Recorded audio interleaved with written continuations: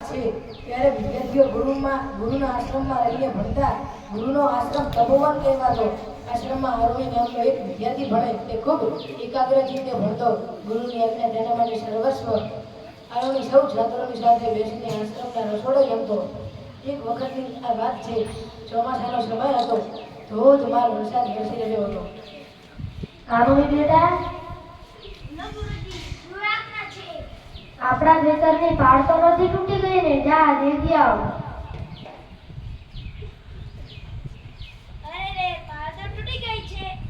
પાણી તો જઈ રહ્યું છે. રાતનો સમય હતો. આરોહી પાળ બાંધવા લાગ્યો. થોડી વારમાં જ વધુ વરસાદ ચાલુ થયો. પાણીનો પ્રવાહ એટલો ધસમસતો હતો કે નાગરી માર્ગે તરત જ ધોવાઈ જતી હતી. બીજો કોઈ રસ્તો ન સૂચ્યો એટલે તેણે એક યુક્તિ કામે લગાડી. પોતે તે તૂટેલી પાળ પર સૂઈ ગયો. રાત્રે મોડા સુધી આરોહી ના આવતા ગુરુજીને ભામ્ય ઋષિને ચિંતા થવા લાગી. તો ગુરુજી બે ત્રણ શિષ્યોને લઈ આરોહીને શોધવા નીકળી પડ્યા.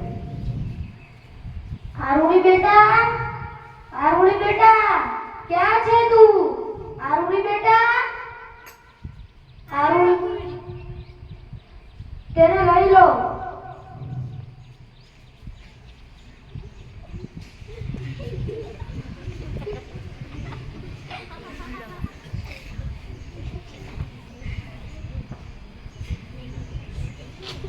આરોહી બેટા,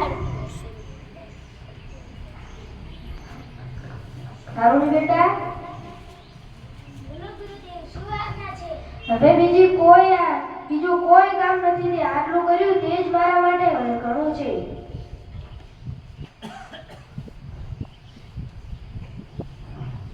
શબ્દ એક શોધ્યો સંહિતા નીકળે ને ખોદો કૂવો ત્યાં સરી પણ ધબકે છે. અહીં લક્ષ્મણની રેખાઓ જ્યાંથી રાવણો પિતા નીકળે.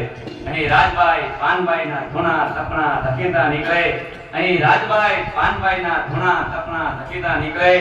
સાવ અલગ તાસીર છે આ ભૂમિની, સાવ અલગ તાસીર છે આ ભૂમિની કે જ્યાં મહાભારત વાવો ત્યાં ગીતા નીકળે છે, જ્યાં મહાભારત વાવો ત્યાં ગીતા નીકળે છે.